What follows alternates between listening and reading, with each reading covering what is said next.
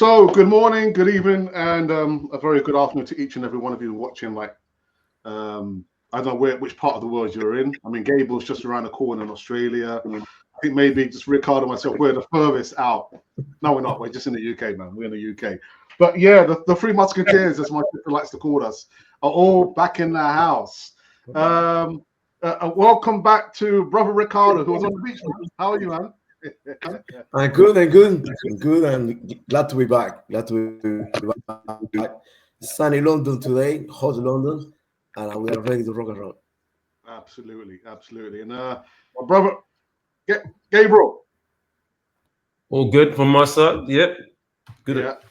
All good from the Australia here, but it's cold here compared to funny enough to the UK, because the UK is having a heat wave, I presume. Yeah. We're taking all your heat. Yeah. We're taking all your heat. Taking all our heat. All right. Okay. A couple of this. Well, actually, just one disclaimer. We are not giving any financial advice. This is all based on our own personal experience. If you are thinking you'd like to be mentored by Ricardo, Gable, or myself, you can always put a comment in the box or send me an email. The email is alex_35956@yahoo.com. And I keep forgetting actually to put Ricardo and Gable's contact details, but it doesn't matter. I can always filter that information out. Now, we did start the poll. I know Ricardo, he wasn't here last week. But the poll was about, we're going to look to rename the podcast. So the options were Think It, Build It, and I've got something to tell Gable about this one. The Success Frequency, Mind Over Money, or Fortunes of the Mind. Now, Gabriel, my sister Inkler, she said that she likes yours, Think It, Build It, but she was saying, why can't you put Think It, Build It, Share It? Think it, build it, share it. Share it. Think it, build it, She's share watching it. you now. She's watching you. Yeah, think it, build it, share it. Yeah. I don't know. Build I'm just saying. Yeah. I'm just thinking when it should be that way around, right? We'll think it. Yeah. Yeah. Yeah, no, I don't think it. Yeah, think it, build it, share it. Yeah, that's good. That sounds good. I like it. Yeah, I like it. Yeah. No, it's all right, man. Yeah. It's okay. Yeah, that sounds good. Yeah. Okay. All right. Is that Inkler? That's Inkler. Yeah. Okay. Go to Inkler. Go there.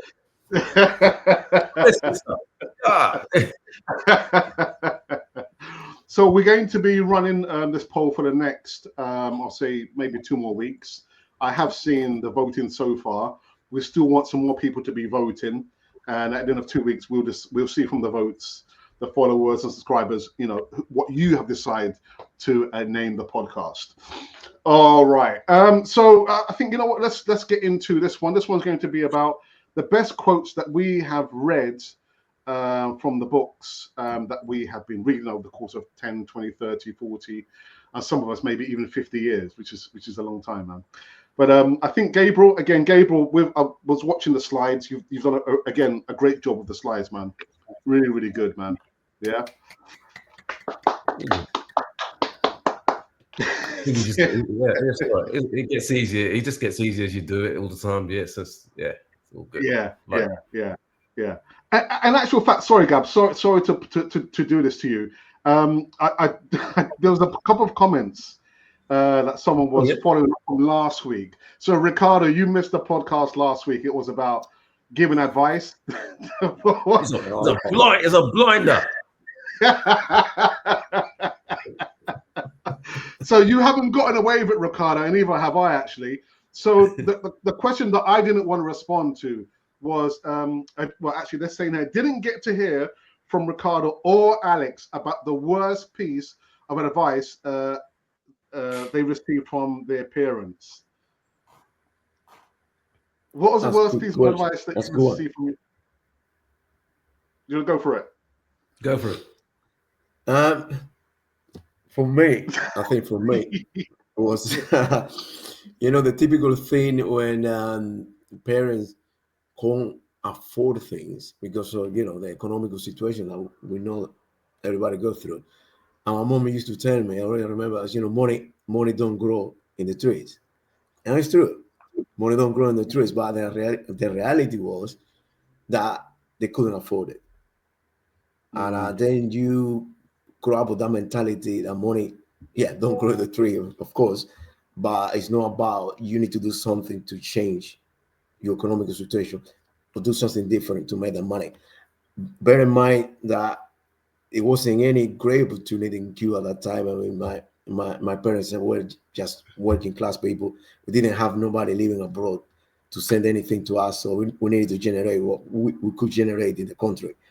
But my mom used to say that, what what do you think, money grows in the tree, like it, I haven't got money, I can't afford it. So that advice is a typical advice where parents can't afford things, and I grew up with that. So for me, it's gonna be that one. Yeah. Again, I really had to think about this one. I probably still need another week to think about what has been the worst piece of advice. You know what? Because, like I said, Gabriel, last week, with what we had, mum and dad working, they having 5 children, 2 boys and 3 girls. They put us in a great situation. I mean, the legacy.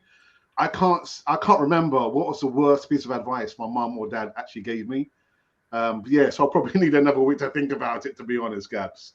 You have Gab, you have to find, I know what you're saying. You have to find it, because at the end of the day, when you look back, as I said, during the time when they were giving it, you may have looked back and go, as I said, I don't know what you're talking about. I don't think it makes sense to me, because at that point in time, it didn't, did it? At certain times. But when you look back in retrospect, right now, and you've lived and you've gone through life, now you look back, and then it's almost like you're looking in retrospect, and then you're looking for, like you're replaying the video, right? And you're going, hold on a minute. Or maybe you get deja vu, and you're just thinking about it and go, oh, where did I hear that before? Oh yeah, okay. Well, my parents saying that. Do you know what I mean? And it just funny that you're going through your life, your own, you're going through the motions of whatever you're going through, and then all of a sudden, what they said just resonates, and just go, oh my gosh, I remember when they said so and so. That actually makes sense now. It's funny like that, but it's ironic, I guess. As I said, they say hindsight is 20/20 vision, isn't it? Yeah. Absolutely. Absolutely, man. Yeah. Absolutely. All right. Okay. So now we can get into, again, this podcast, which is based on the best quotes that we have read from our favorite books. Think positive, feel positive, and live positive. Yeah, so I believe you're going first, yeah? Yeah, I'll go first with my. So here we go. So the first thing I wanted to say, so I've got this, luckily from somebody gave me this book, right, which is like they call it the Advanced Bag of Souls, and it has all great quotes in it, right? So all these motivational speakers versus all the great writers of positive, positive stuff like that, where you can find like Susan Jeffers and all. It's got loads of comments in there. It basically gives the best quotes of the book. You know, we have a lot of books, but it's always good to go for a reference, because you can go pick a quote out of this book. So it was great. So what I did is I just go, okay, what quote would I like? And I did like this one, which says about risk, right? Now, all of us, we know risk.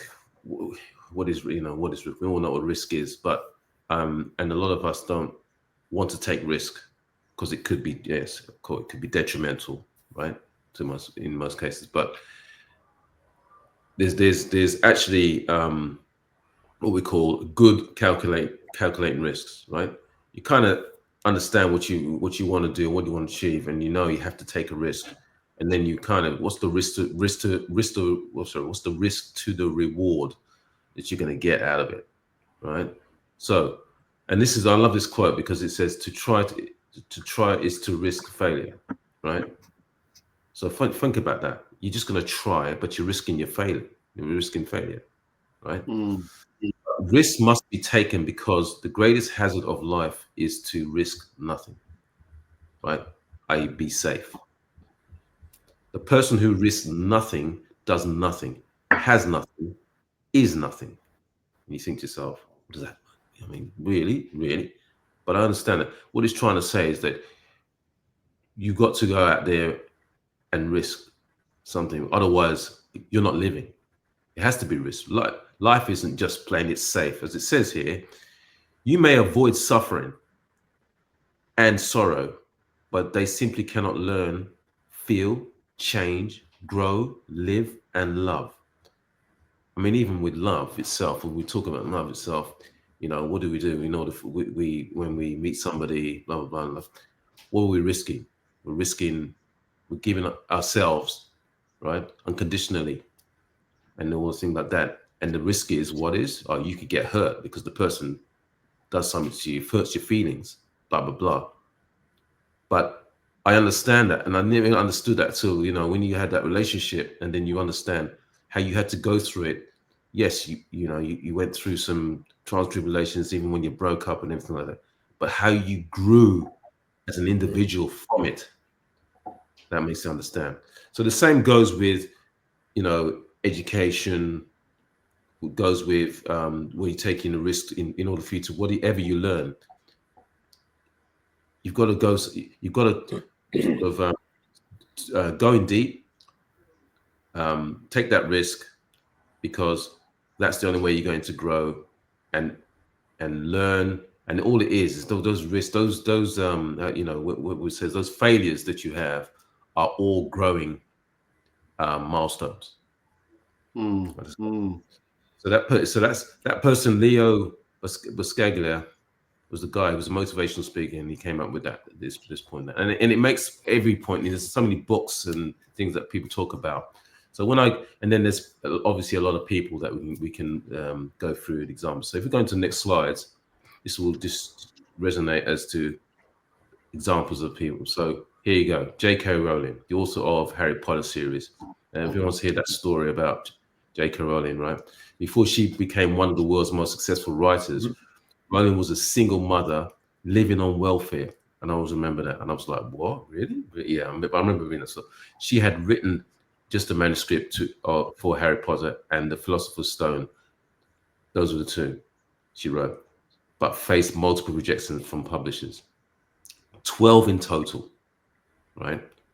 Now, you could just think about just giving up and just going, oh, yeah, this is a failure. It's not going to work. But she just believed in what she had and thought, okay. So she risked her time and emotional energy and faced repeated failure in the pursuit of getting her story published.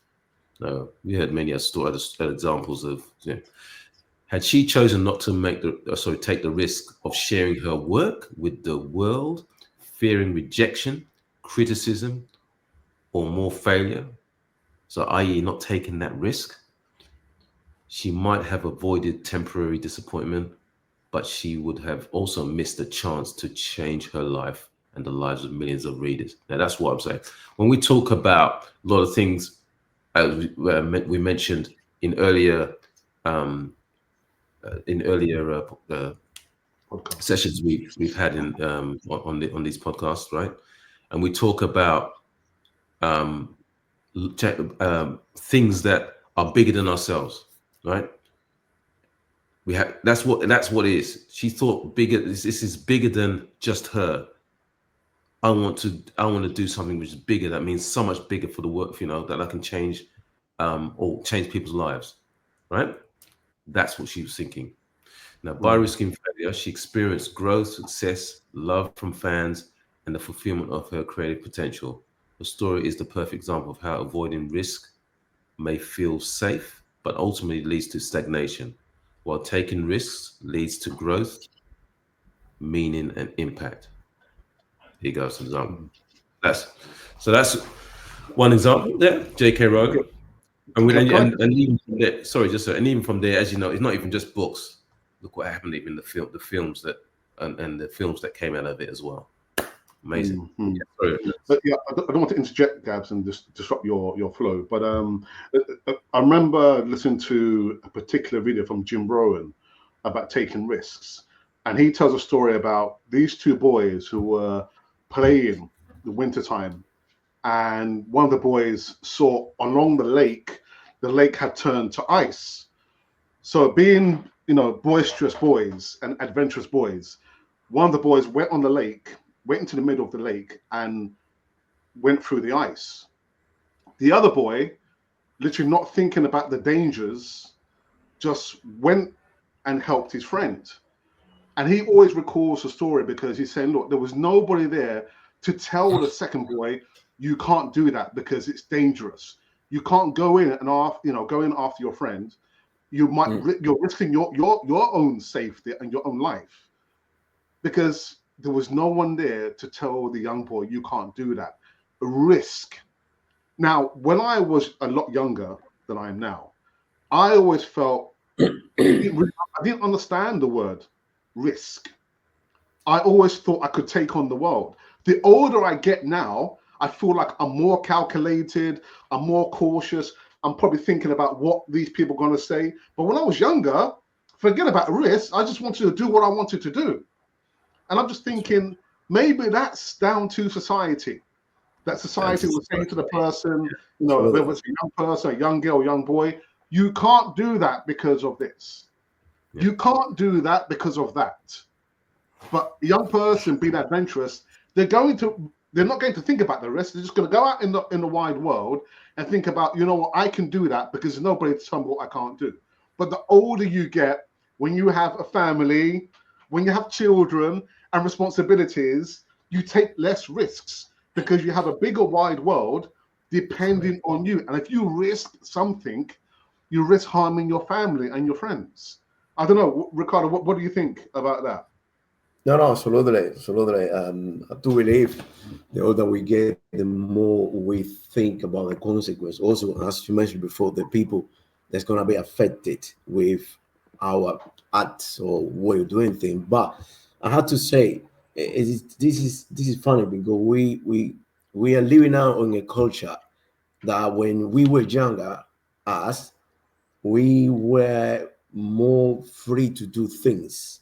There was a different era where kids used to play more, come out of the houses, be more assertive, exploring more. And now we're living in a world where the kid is the first word that the kid listen to from their parents is no. You can't do that. No, don't do that. Then it's like we this young generation, I don't know, it's like we are stopping them even from taking risk or learning how to take risk. Because we have that. We play outside. We try to climb out the tree. We learn, we fall, we broke down. We threw stones. This is the world that we were living. So we learn about risk little by little because we took it. But this young generation, they don't know anything about risk. Yeah. They're inside the book says they don't know what life, playing and and life is a beautiful risk that is worth to be taken. That's life. But we have the opportunity. We learn a different way about risk. I believe, I think. Yeah, no, you're absolutely right there. The thing is, I tell you, the paradigm shift in the sense that, as you said, the society has changed, especially when you compare to when we were a lot younger. Now, society is interfering more so to say that even when you're allowing a child to take risks, they can turn around and go, hold on a minute, your parents allowed you to do that. That's child abuse. Or they could say something. You know what I'm saying? So they're now starting to put labels on it that you can't do that to your child. Why do you allow your child to do that? Do you know what I mean? So there's parents who, who like to muddy cuddle their kids, and then to see another child there who's willing to be more free-willed, and then they're looking at them going, oh no, I don't want you this that you're not doing the right thing. You know what I mean? Now they're judging. Now they're judging. Yeah, absolutely. But Gabs, you're talking about taking calculated risks. Don't be so unmindful about the dangers. But you're talking about, you know, being more measured in the risks that you're about to take. That's what you're talking about, aren't you, Gabs? Exactly, I'm talking about exactly, because all, you know, it's not here like you go out here totally blind. It's blind risk, right? You know, to the Yeah. point where you're going out there. These people know what they want to achieve, right? And go for it. So it's all about just looking to themselves. This is the way I want to go. I know the risk. All I am risking is failure, right? Yeah. Okay. Right. So you know, the thing is, what I'm trying to say is that they just I don't want to fail. It's not that they're gonna turn around and go, oh, I don't want to fail, I want to fail. That is the only thing. They just don't want to fail. It's not the fact that they looking at failure. Even if I got knocked back and I'm knocked back and knocked back, I'm still going to continue because I know eventually I'm going to get there. That's not how I look at it. So everything there is a lesson. So that failure is not even they don't look at it as a knockback. You know, it's a knockback, but it's not like it's going to say, you know, knock me back, so I'm not going to do nothing. I'm just going to take it and go, okay, fine, next. That's what I'm saying. Absolutely, 100%. Oh yeah, Oprah. So yes, everyone knows Oprah was born into poverty in rural Mississippi and faced significant hardships, including, you know, abuse, discrimination, instability. Despite this, she pursued education and started a career in local media. But she didn't stop there. In the 1980s, Oprah took a major risk. Now, that major risk was that she shifted from news to hosting a daytime talk show, which we all know about, or most people know about, which was not a respected path at the time for a Black woman, right?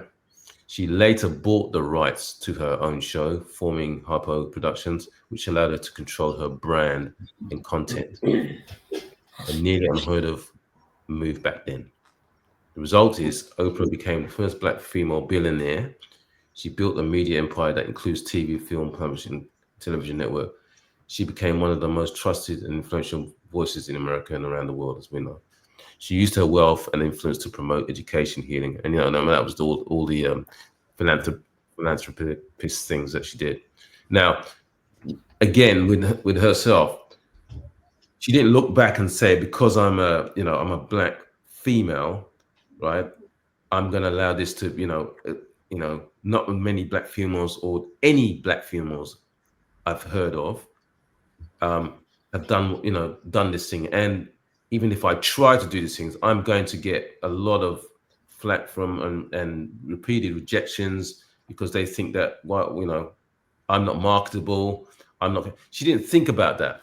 She just believed in what she did. So that just shows you that despite what she went through and how she grew up and everything, her mindset was that this is what I want to do. So a dream was, this is what she wanted to do. So she so again, with the risk of her maybe being her as a, I don't know, the risk was, what is it? Failure. Okay. The risk is I'm going to fail miserably, but she didn't see it that way. I'm going to continue pursue what I want to do, and we know from there on, history and that, everyone knows what she achieved from here on. So that was a testament to someone like. But it'd be interesting to know whether she had any people in her ear saying, "Oprah, you can't do that because Oprah, you can't do this because." I'd be interested to know whether there were people in her circle of business-minded friends or family, if there were a negative. Oh yeah, there were. Oh, absolutely. Yeah. If you read her book, in the book, she mentions things like that. You know how to, there's no question about it. If you are going to do something big and great, how do you not get rejections? Alex, that's part and parcel of it. Absolutely, there is always one. Yeah, no, I know. I know.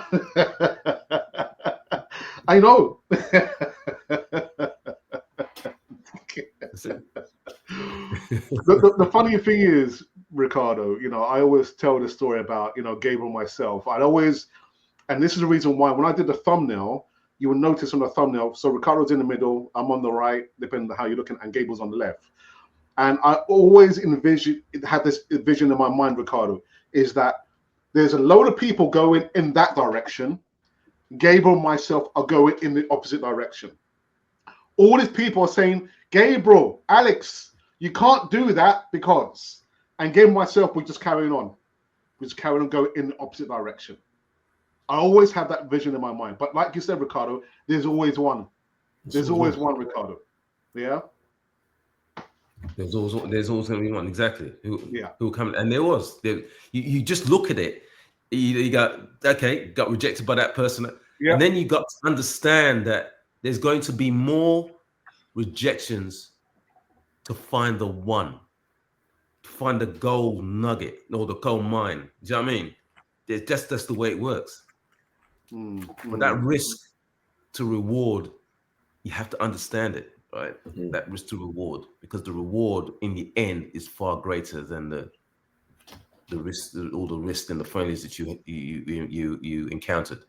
Yeah, I read somewhere that when things start to get a lot more difficult for you to reach that goal, that's the point when you should continue and you are closer to achieving whatever you want to achieve. And that's why, I guess, that's why a lot of people fail, because when it starts to get harder and more difficult, that's the point where they say, you know what, no, I give up. And that's the point when they're about to achieve their goal. Correct. Because it's a way to check you. It's a way to check you. Do you really want this? Is this your calling? Do you know what I mean? Yeah. You know what I'm saying? Yeah. You know what I mean? Is this your calling? Is this what you your mantra? This is exactly what you want to do and what you want to achieve. As I said, and you're actually what do they call it? Validating your why. That's it. All right. So there we go. Cool. That's rich. So anyway, why it matters: had Oprah played it safe, stuck to traditional media roles, or avoided risks, she might have had a steady job. As in that sense, as she said, she didn't want to just have the steady job, just working for the local media. She decided she wanted something bigger and thought bigger, right? Had bigger dreams, but she wouldn't have become the global icon inspiration. And that's what I'm saying about anything. Following your dreams. If you think you have a big, something bigger than you, you feel like you want to do something bigger than yourself, make a difference to people or a generation, whatever, why not pursue it? So as I said, Oprah risked, there you go, Alex. She risked the criticism, the failure, and being underestimated.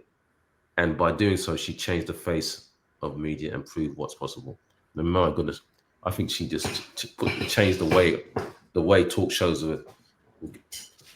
were run, basically. Yeah, she changed that. She changed that. Yeah, especially at that time. Okay. Yeah. Okay, so I think here's my part where I come in now. So I actually went again.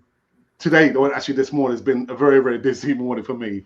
And when I went back to my mum's house, I was trying to find this book, and I think I might have heard about this book when I was doing Quorum.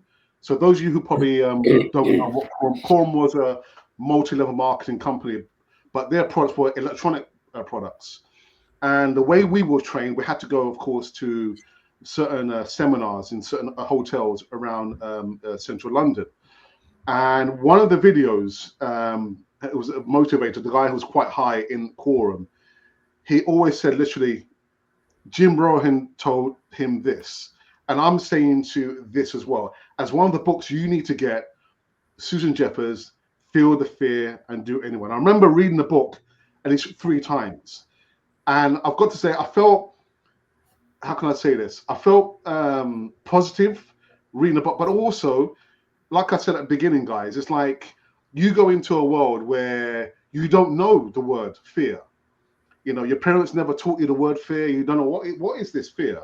You go out there, you're trying to achieve things, and then the awakening, the epiphany is when someone's saying to you, fear looks like this. And you say, oh my goodness.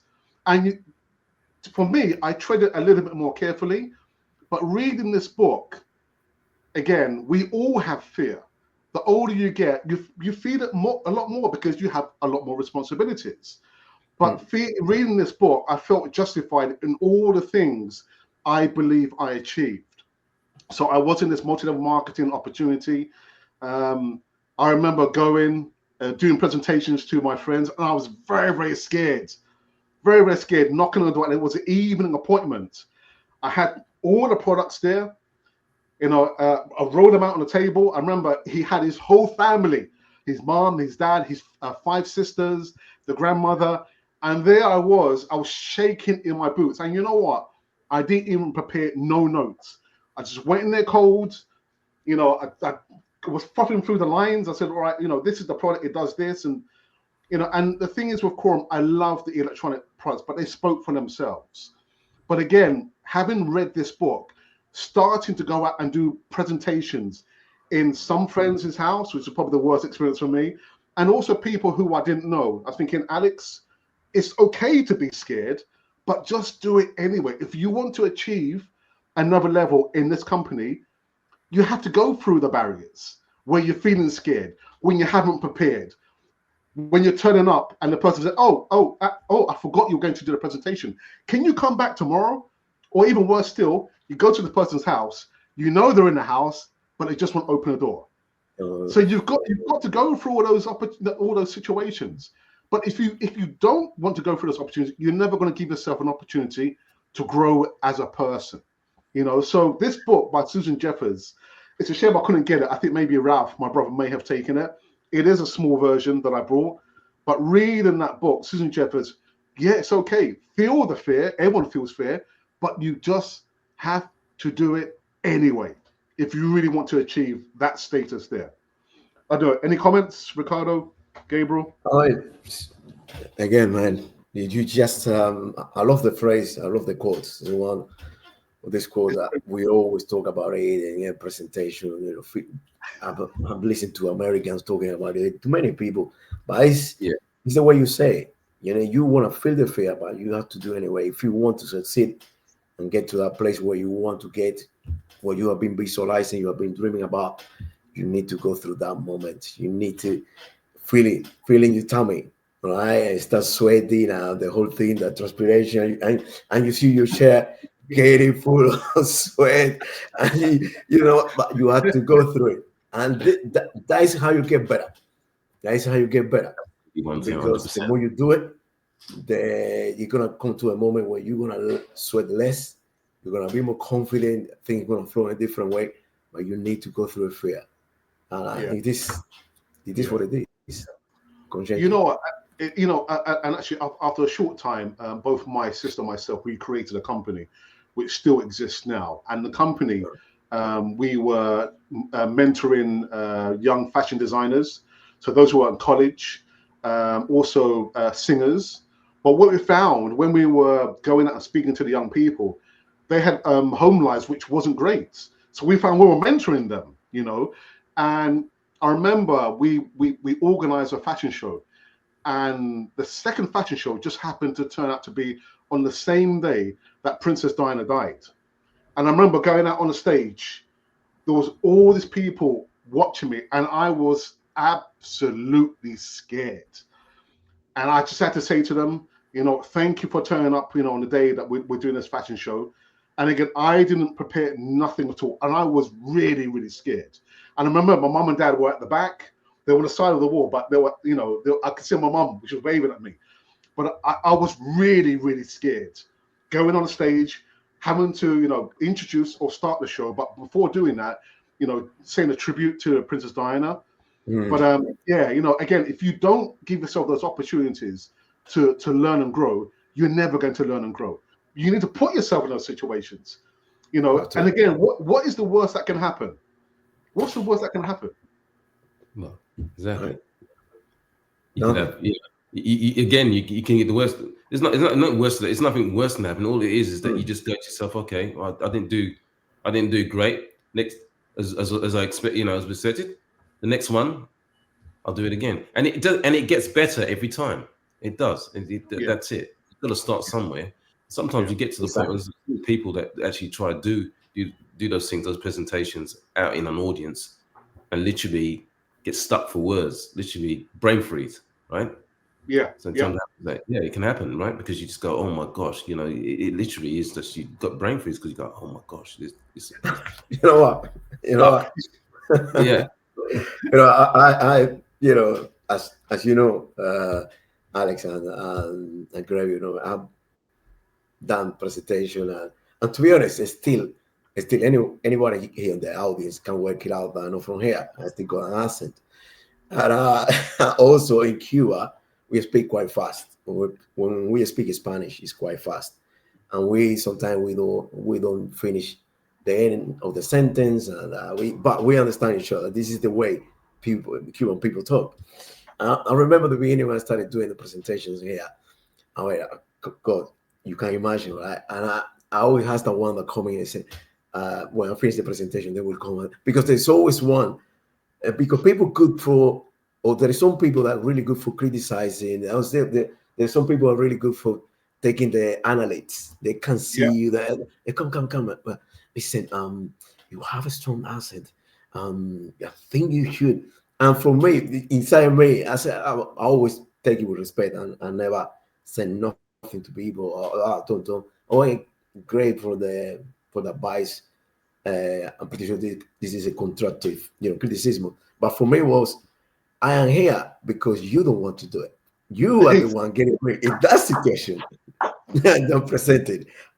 I would do anyway, but you, the one who speak English, you should be there doing the presentation, not me. But I'm still here because I have a purpose, I have a vision, and I want to achieve something. But you speak better. Of course, you speak better than me with your eye closed, but you'll be there. You can pass your fear to be there where I am now. Yeah, some people just try to put it off to you. Yeah. Yeah, I know. That does happen, isn't it? They don't want to do the presentation, but they think Let me laugh. Yeah, but you know what?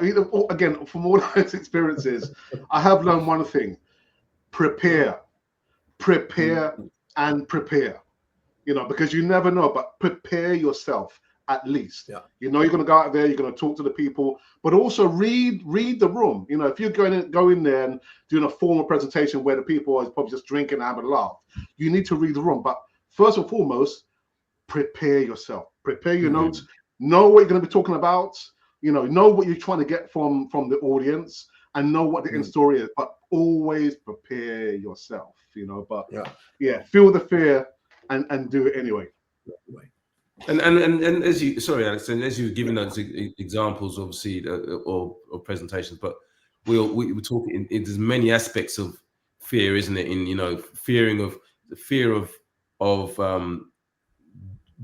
doing something that you really want to do, you're passionate about, and it's going to put you in a how would you put it? Put it in a situation where you're vulnerable, right?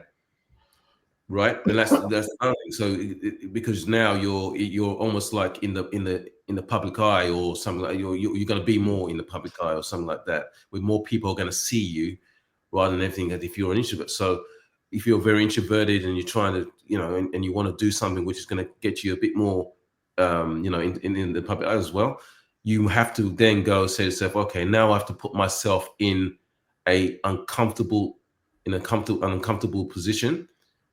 But that's okay, because it's all about making the uncomfortable comfortable, and you have to work on that over time and you get better at it. Yeah. But you know what? There are many people who are not great speakers, and they think they're great speakers, and there are also people who have the talent to be a great speaker, and they lack the confidence. I've known so many people who have the skills to be a great speaker, but they don't have the confidence because they're scared. I was thinking, man, if you could, let the people hear your voice, let them know your thoughts. They don't have the confidence. I know so many people like that, Gaps and Ricardo.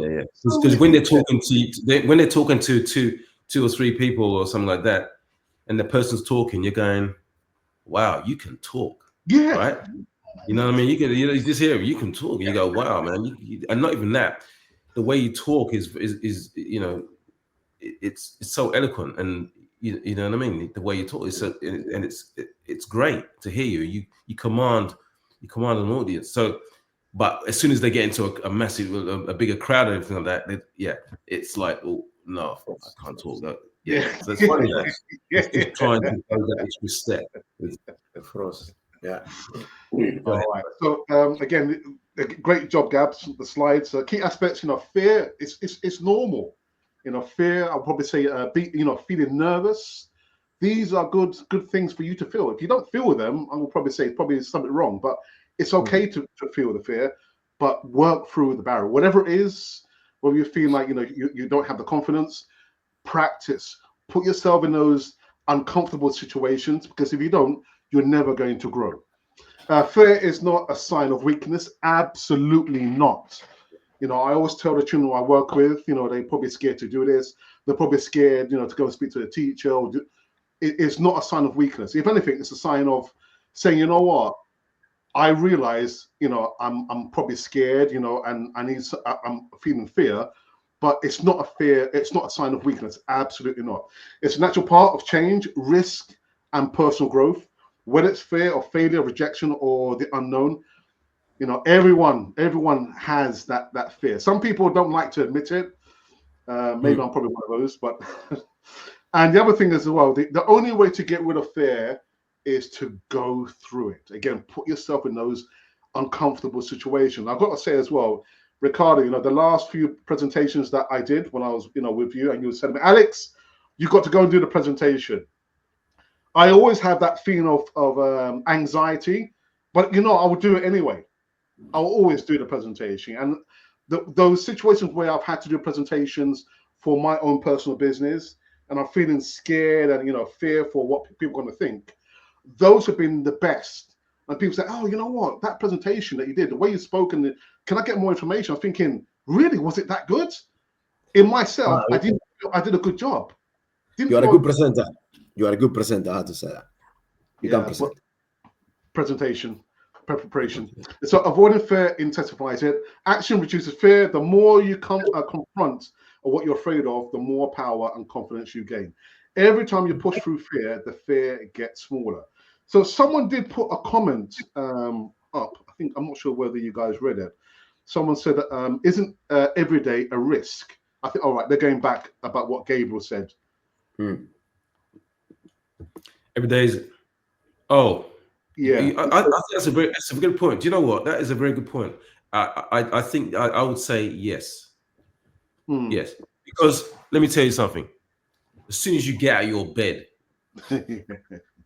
as soon as you get, now you lie in your bed, that's probably the safest place you're going to be. You're doing it because you're not doing anything, and it's probably one of the same. I'm not saying, you're not saying that nothing can happen. Something can just happen and fall on your head, while you're sleeping or like lying in bed. But as soon as you get up and you start doing things, there's a risk, right? You could fall, you're doing things and things don't happen the way that, what I mean? Calling someone, you're hearing someone calling you and telling you something that you have to do, and then you have to go out there and you know what I mean? That it doesn't matter. Situation, as soon as you get up and you're active and you're doing what you're doing, it's a risk. Absolutely. Every day is a risk. But that's great, because that risk, as I said, is the fact that you're taking whatever the risk is, whatever the day. It's a moment of growth. Yeah, absolutely. Well said, guys. Yeah. All right. I believe I've got another slide. Let me move on to this. Do I have another one? Yeah. So replacing I can't handle it with I'll handle it. Again, with the children that I work with over the course of almost 20 years, I'm not sure whether Ricardo will recognize this. We always say you must have a can-do attitude, not I can't do it. I can't do it.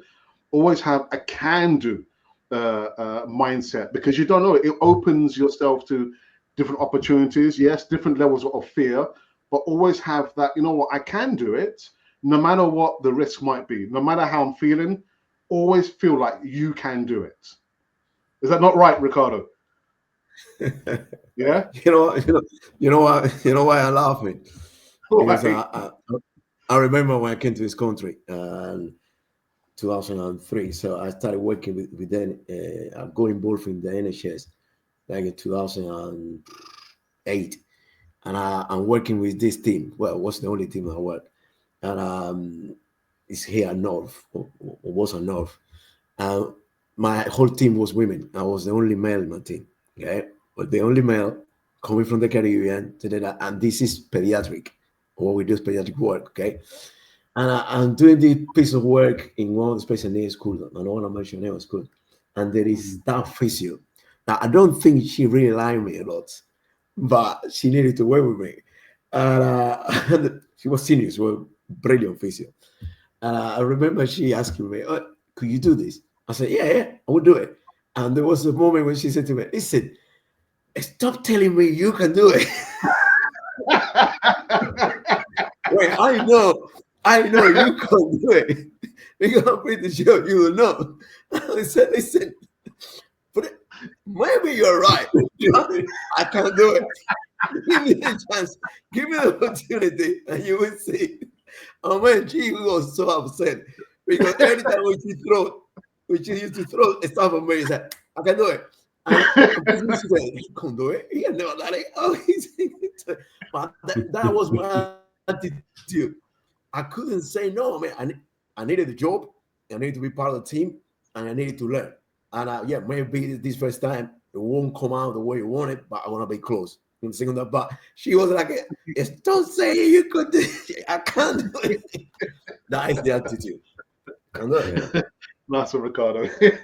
That's what Queen Risk. All right. Yeah, Let me run yeah. through this very, very quickly. So, number 4, no loose decisions. Jeffers challenges the idea of right versus wrong choices.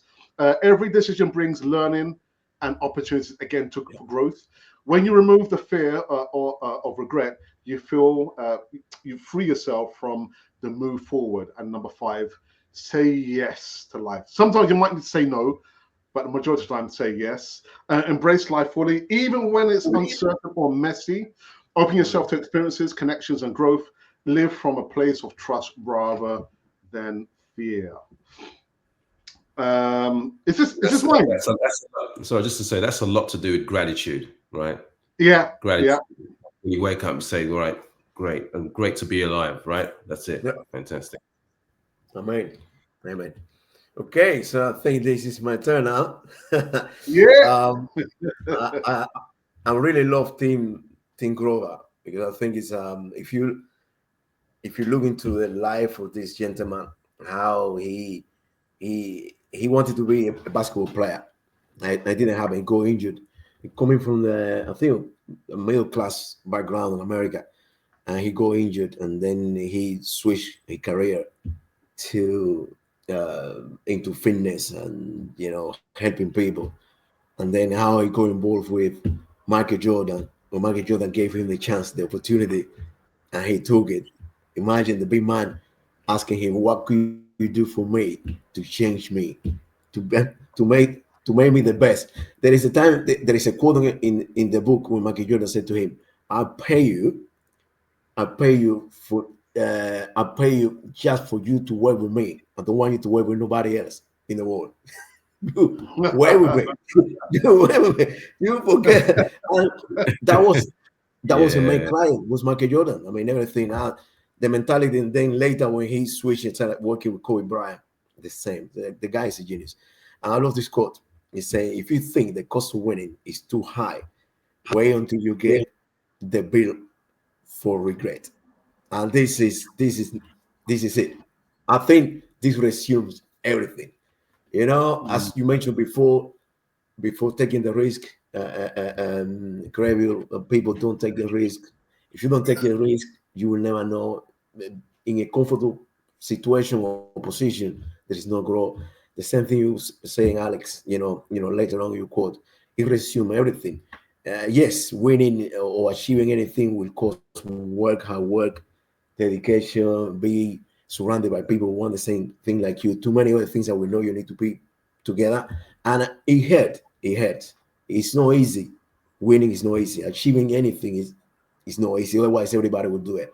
But when the bill of regret or not doing something catch up with you, when you are old, that is bad. That is bad. And that will be more expensive than getting yourself out there, getting you back out the bed and trying to do something. And that is for me is, to be honest, for me, it's one of my main fears is not getting to fulfill my potential. I mean, that's the reason why I try to push every day myself to get better at something. Even, I don't know, reading, cooking, you need to be looking for avenues how to grow. It's not only business. I think it's life, relationship, and your work, the things you do, the way you treat people. It's always something you can improve.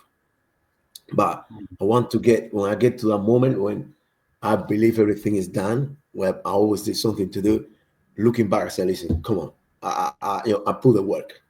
I put the work and make myself better. And this is the result. So for the people out there, this is it. If you think winning is too high and painful, wait and get the bill for regrets. Absolutely. Guy, if you want to chip in and say anything, feel free. No. Oh no. I mean, absolutely. I totally agree. I saw. Excuse me. Excuse me. Do you know what? It's so funny because during the week, I was trying to remember, where did I see that quote? And where have I seen that quote? What was it? And I was gonna go on Google and find it, something to do with what will happen when you come to the end of your life. And I just didn't know. Then when you sent that, I went, oh my gosh, that's it. That's it. That's exactly what I'm looking for. I was looking for. It was great. It was fantastic when he came up with it. I said, yep, good. That's the one you can put on. And it makes absolute sense. Because when I saw that, I went, wow, that is so powerful. Just imagine you at the end of your life and you turn back and you say, I should have.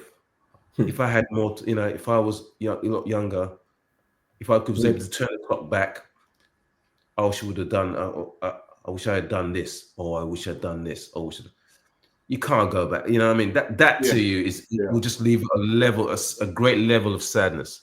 Right? You know what I mean? But the fact that you actually went, you lived your life on your terms and to the maximum as much as possible, in order for you to achieve what you wanted to achieve. Even if sometimes, yes, it happens, you may not have, you've tried it, you did all what you could and you didn't quite, maybe there was a bit less failure, but that's okay. You tried it. What did it do? That was a lesson, and maybe move on to something else. So on. You know what I mean? Because it does. It makes you move on to something else, and you go, oh, maybe it wasn't that exactly the thing that I wanted to achieve, but it made me learn a lesson, and then maybe wanted to achieve this over here, or maybe get to this potential or whatever. You know what I mean? So that's what we are trying to understand, and living the life of regret, big thing. I wonder if there was a poll done for the next 10 years, so people who are coming towards the end of their horizon, how many of those people would be at that point where they have so many regrets? Do you think it might be a high percentage that people would have a lot of regrets? Oh, absolutely. Yeah. Oh, absolutely.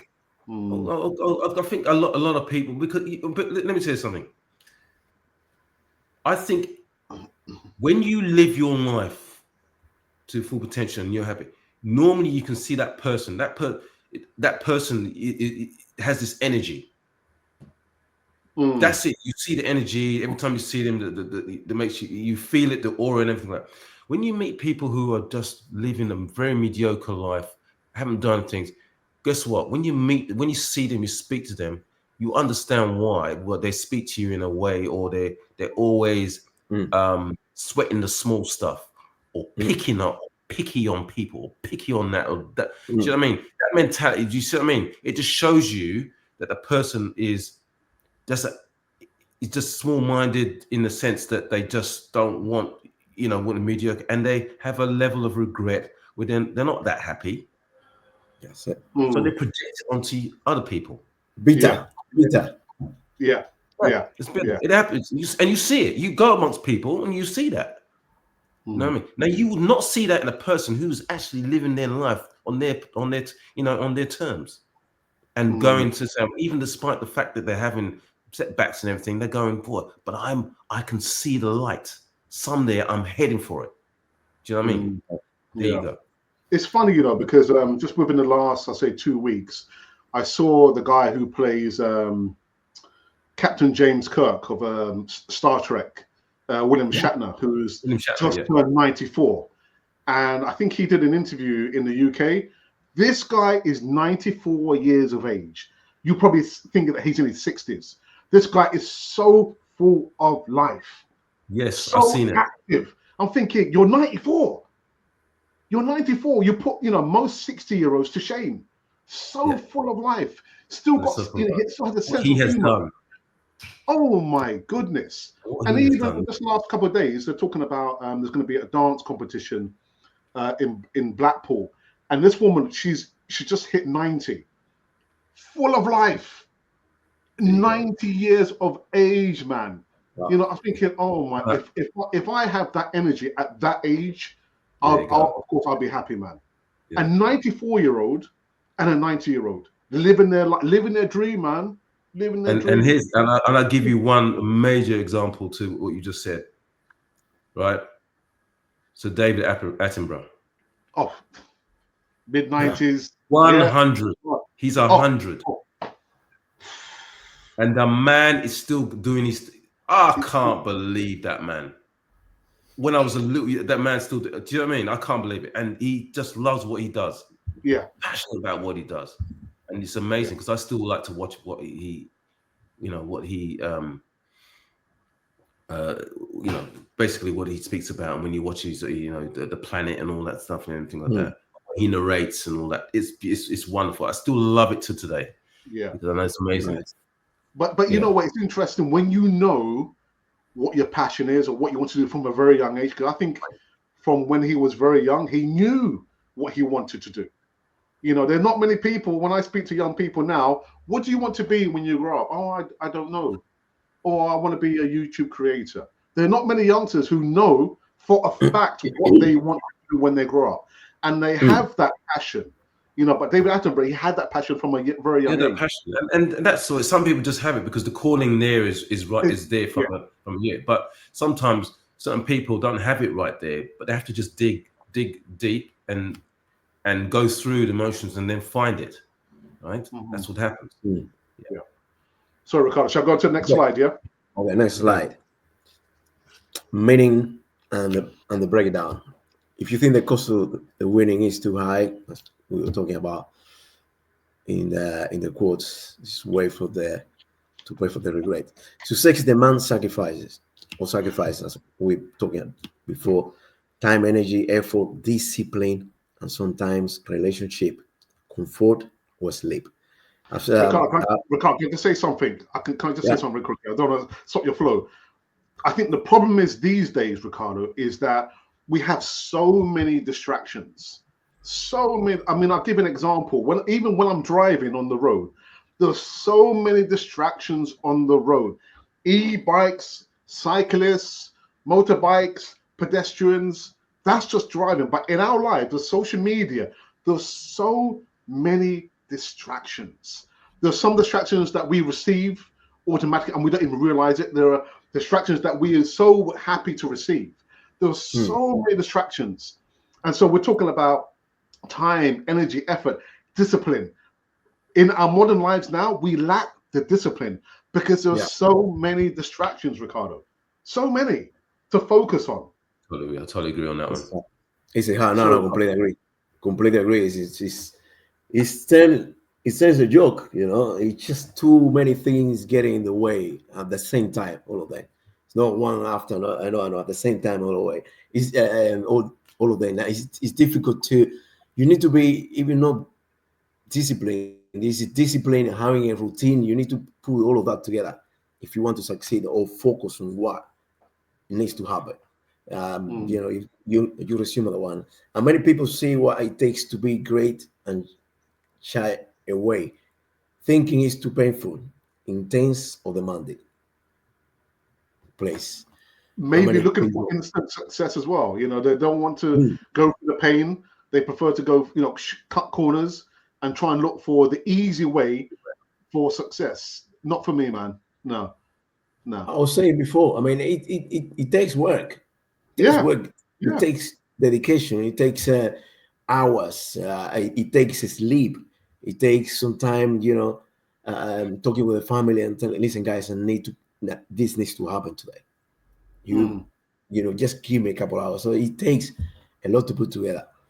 Um, Grover's clients, Michael Jordan, Kobe Bryant, Tony White, were willing to pay the cost. Absolutely, absolutely. That's the reason why we go to a level that they achieve with him, because they were disciplined. I mean, I think the link between these three is they work hard. mm. Period. They were Yeah, really hard. All Yeah, of them. because it wasn't all about the talent, was it? yeah, No, yeah, yeah. All about talent. no. People go, what I mean?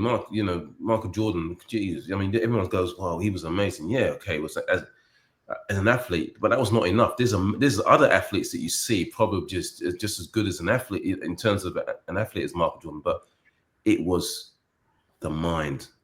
It's it's what he wanted to achieve. It's what he did and how he worked hard to be the best he could be. That was it. I always say Yeah, to people, if you give me to choose between talent and hard work 110%. Yeah. Talent, yes, it's great to have talent, but it won't take you that long. You need to work hard, man. And you have the guy who basically is not as talented as the other guys, but work hard. So Yeah, is there, yeah. banging the ball, taking the shot, all right, looking for the best nutrition. Work hard. That guy will make it. Mm, mm. and we see But many also examples. but Yeah, also I having think the vision as well, Ricardo, isn't it? You've got to have the vision. Yeah. Yeah. Absolutely, absolutely. yeah. I mean, Okay. I think the thing is with sport, and this is we talk about these guys about, but I even look and I say even for women, we can use examples of Serena Williams, some of those tennis players, you know what I mean. We can see, what is the difference there? What makes them the great? What makes them great? And there's many examples, and that's the thing with sport is that it makes us see what the human mind can do and Mhm. make us achieve. See that more, you know what I mean? It's because Yeah. we see it in the public eye. We can see it. Do you know what I mean? And go, oh my god, how did that person get through that? And you see these sports do some extraordinary things, and it's just based on what they believe that they can do. Yeah, That's it. Mm, definitely. mm, mm, Yeah. mm. Okay, so we're gonna move into the next slide.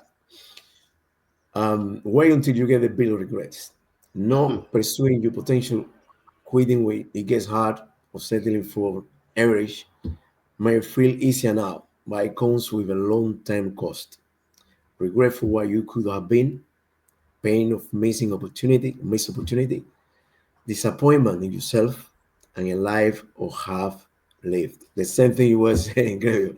Yeah, that person that you see that has that kind of energy will Mm, will mm, link up all these points. Absolutely. Regret doesn't come all at once. It builds slowly, and it is emotional cost lingers far longer than the temporary pain of discipline of failure. I love this.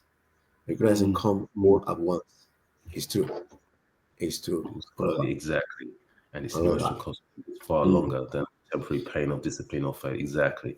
You know what? There's a particular video that I like to put in my WhatsApp group based on a video with Denzel Washington, and the one part in that video where is a motivational speech that he's done and it's been chopped up is when he's talking about when you are on your deathbed and you see all the ghosts, those Yes, ghosts around your bed, and those I ghosts represents all the dreams and things you wanted to achieve in your life. And they're saying, you know what, you could have put life into us, but now we have to go to the grave yeah, with you, never I love having it. to fulfill all those dreams and things you thought about. I'm thinking, well, I'm not going to say I'm perfect. I'm sure when my time comes, there will be some ghosts that I didn't, really fulfill. But that hit me really hard. I was thinking, oh my goodness, imagine being on your deathbed and all these things you wanted to achieve around you, and saying, you know what, you could have breathed life into us, but because you were lazy, because you weren't focused, because you didn't take it really serious, these dreams are never going to be fulfilled. I was thinking, oh my goodness, man. Oof. Absolutely. Well, powerful video. Powerful. Yeah. That makes you realize, isn't it? I've seen it. It's good. Yeah. It's good.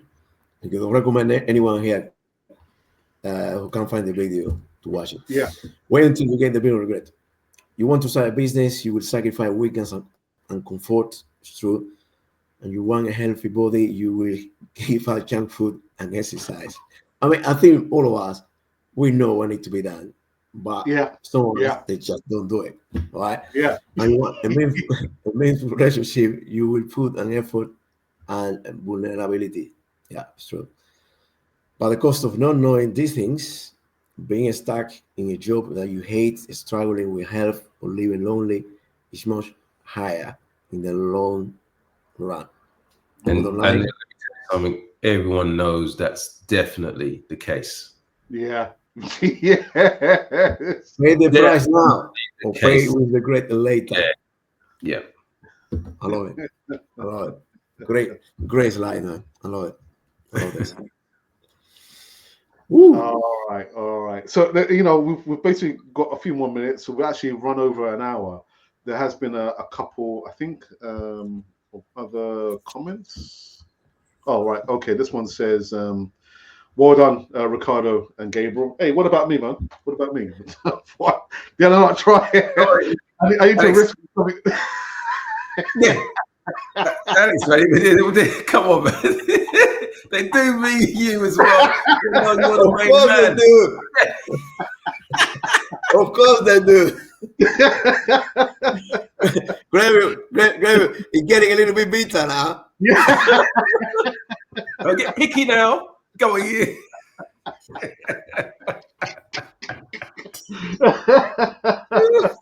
Oh dear.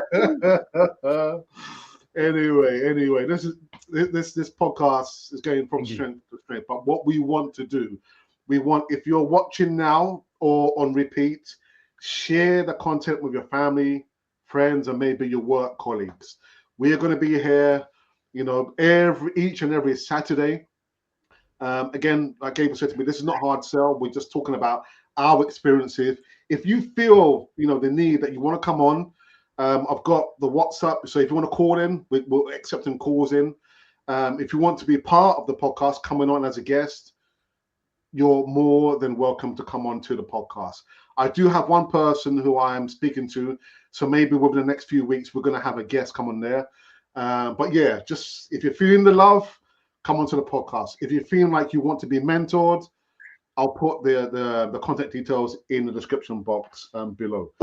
Gabs, any final words before we wrap up this one?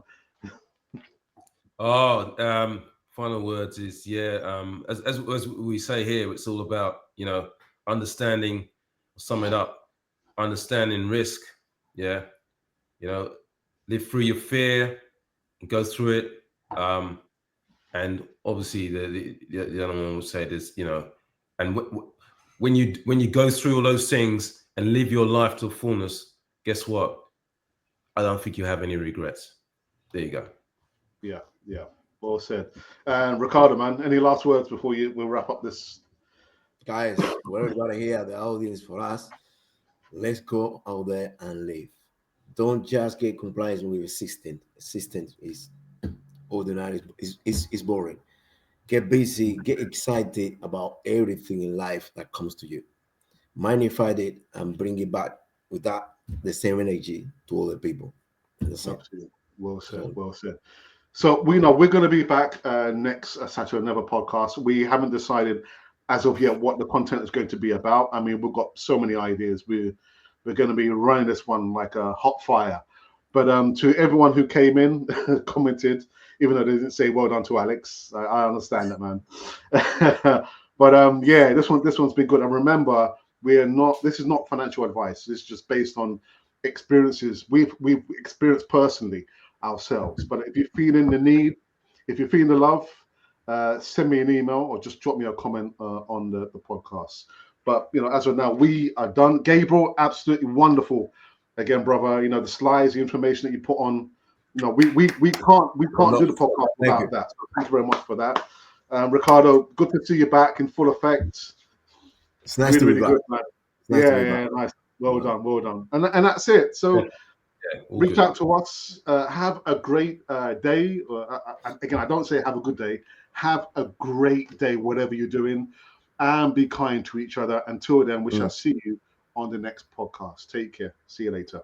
Bye, guys. Thank you. Bye.